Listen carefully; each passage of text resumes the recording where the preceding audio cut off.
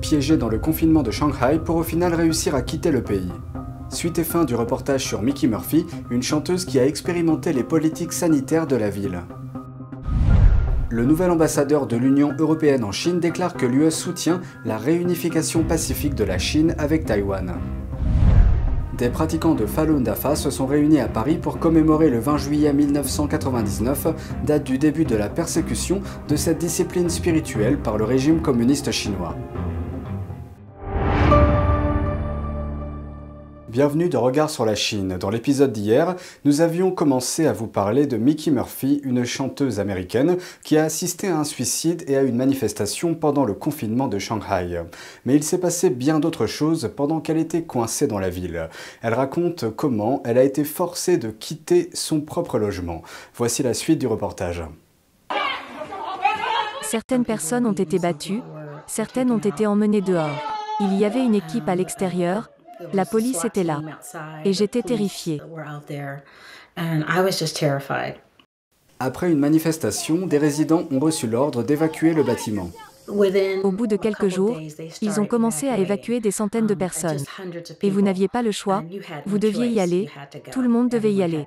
J'avais peur de l'endroit où ils allaient m'emmener. Et elle avait d'autres inquiétudes. Parce qu'ils s'introduisaient dans les appartements, ils touchaient aux affaires des gens. Ils abîmaient les appareils électroniques et pulvérisaient tout avec cet antibactérien. Et donc c'était une autre chose qui dérangeait les gens. Elle a donc contacté le consulat américain à Shanghai. L'ambassade disait quelque chose comme « Vous êtes une étrangère, donc ils ne sont pas censés aller dans votre appartement sans votre permission. » Mais les représentants du consulat l'ont aussi mise en garde. À ce stade, nous ferons tout ce que nous pouvons pour vous protéger, mais nous sommes aussi en quarantaine. Donc si ça arrive, ne résistez pas, vous êtes en fin de compte soumise aux lois du pays. Le consulat est intervenu pour l'aider à négocier. Murphy a été la dernière personne à être emmenée hors de son bâtiment et elle a été envoyée dans un hôtel pour une courte période de quarantaine. This is what I look like with hazmat. 2 years of COVID. Are we there yet? Là, elle a réservé son vol de retour pour les États-Unis. Mais quitter la Chine n'est pas facile. J'ai dû donner les détails à l'ambassade. Et ensuite, ils ont dû demander aux dirigeants de la communauté de me laisser partir. Et ils auraient pu dire non. Murphy dit qu'elle a dû obtenir une autorisation pour chaque étape, de la sortie de son appartement à l'aéroport. Même mon ambassade me l'a fait savoir en disant « Nous leur parlons en votre nom. Mais ils peuvent dire non, donc vous êtes un peu à leur merci. » Avant de partir pour l'aéroport, Murphy a enregistré une dernière vidéo dans son appartement. Je dis au revoir pour la dernière fois. Dans 35 minutes, mon chauffeur viendra me chercher. C'est ma cuisine. J'ai une fenêtre à travers laquelle j'ai observé pendant tant de jours. Son logement n'était pas petit. Il s'étendait sur 2 étages, avec 2 chambres et 2 salles de bain. Mais je suis devenue très claustrophobe parce que j'étais restée là, isolée, pendant si longtemps. Et quand on vous dit que vous ne pouvez pas sortir, ça fait quelque chose, vous avez toujours l'impression d'être dans une prison dorée. Par exemple, vous ne pouvez pas sortir et ressentir la lumière naturelle du soleil. Elle dit avoir apprécié la plupart de son séjour en Chine. Je me sentais à l'aise là-bas. Et j'avais l'impression que, même si je ne parlais pas la langue, je me sentais en sécurité. Jusqu'à ce que cela arrive. Donc c'était comme si, tout d'un coup, vous n'aviez aucune liberté. Elle a eu 2 jours pour faire ses bagages avant de se rendre à l'aéroport. J'ai dû laisser tout ce que je possédais, sauf ce que je pouvais mettre dans 5 valises. On peut voir tous les costumes, dont beaucoup ont été faits sur mesure. Et non seulement ils ont une valeur sentimentale, mais ils ont coûté beaucoup d'argent. Mais il n'y a tout simplement pas de place. J'ai dû choisir. Quand elle a franchi la porte, Adieu, Shanghai. Pour la dernière fois. Mes amis et ma famille, je vous verrai de l'autre côté. Bye bye. Bye bye. Mais alors que Murphy attendait que son chauffeur vienne la chercher, une autre inquiétude lui soulevait le cœur. Elle connaissait de nombreux étrangers qui essayaient de quitter la Chine et disaient que leur vol avait été annulé. Si votre vol était annulé, alors c'était un tout autre problème, parce que vous ne pouvez pas quitter votre communauté d'appartements. Devinez quoi?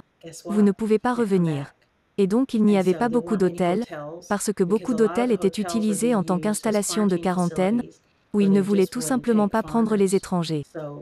Donc il y avait des gens qui étaient à l'aéroport depuis une semaine, et certains avec des animaux et leurs familles. Rien n'était ouvert dans l'aéroport, pas de restaurant. Mais ça n'est pas arrivé à Murphy. Elle a embarqué dans l'avion et a atterri à San Francisco quelques heures plus tard. Je me sentais comme si j'étais à la maison. Je ressentais un sentiment de facilité, mais aussi un étrange sentiment de tristesse. Murphy pense que la Chine a maintenant une attitude différente envers les étrangers, ajoutant que des milliers d'étrangers quittent le pays. Elle est de retour en Floride où elle essaie de recommencer sa vie. L'Union européenne se dit favorable à la paix et au statu quo dans le détroit de Taïwan. Ceci après que son nouvel ambassadeur en Chine a déclaré que l'UE soutient la réunification pacifique de Taïwan par la Chine. Le nouvel ambassadeur, Jorge Toledo Albiñana, a prononcé un discours au début du mois. Il y déclarait « L'UE ne défend pas l'indépendance de Taïwan, mais la réunification pacifique ». L'expression « réunification pacifique » provient du Parti communiste chinois. Il fait référence à une situation où la Chine continentale reprendrait Taïwan sans faire de guerre. Il a ajouté que si la Chine envahit Taïwan, l'Europe ainsi que les États-Unis et leurs alliés prendront les mêmes mesures, voire des mesures plus sérieuses que celles qu'ils ont prises à l'encontre de la Russie après son invasion de l'Ukraine. L'ambassadeur a clairement exposé la position de l'UE vis-à-vis de la Chine, c'est-à-dire que l'UE considère la Chine comme un partenaire. Dans d'autres remarques, il a dit que sans l'aide de la Chine, le monde ne serait pas en mesure de faire face aux défis mondiaux tels que la pandémie et la crise climatique. Il a ajouté que la Chine était un partenaire important dans le cadre des négociations avec l'Iran sur les armes nucléaires. Quant au commerce, il a souligné « L'UE et la Chine sont les partenaires commerciaux les plus importants au monde ». Pour étayer ses propos, il a cité le statut de la Chine en tant que deuxième économie mondiale et en tant que pays ayant la plus grande capacité d'achat. Albiñana prendra ses nouvelles fonctions en septembre à Pékin, où il représentera les 27 pays de l'UE. Avant-hier, les pratiquants de Falun Dafa de Paris se sont réunis pour commémorer le 20 juillet 1999, date de la persécution lancée par le Parti communiste chinois à l'encontre des pratiquants en Chine continentale il y a 23 ans. Leur manifestation pacifique nous rappelle que cette persécution brutale se poursuit encore aujourd'hui. Le reportage qui va suivre est de Gabriel Etcheparrebord. Il a été diffusé hier sur NTD Actualité. Hier, place d'Italie à Paris. Les pratiquants de Falun Dafa ont manifesté pacifiquement à l'occasion du triste anniversaire des 23 ans de persécution que subissent les disciples de cette pratique spirituelle en Chine continentale. Également connue sous le nom de Falun Gong, cette discipline comprend des exercices de méditation et des enseignements moraux fondés sur les principes d'authenticité, de bienveillance et de tolérance. C'est des principes que tout le monde devrait avoir. C'est quand on pense à quelqu'un de bien, c'est quelqu'un qui est tolérant, qui est bon, donc qui est authentique. Donc ouais, c'est des principes que tout le monde devrait avoir. Depuis sa diffusion en 1992 jusqu'en 1999, entre 70 et 100 millions de Chinois pratiquaient cette discipline selon les estimations officielles.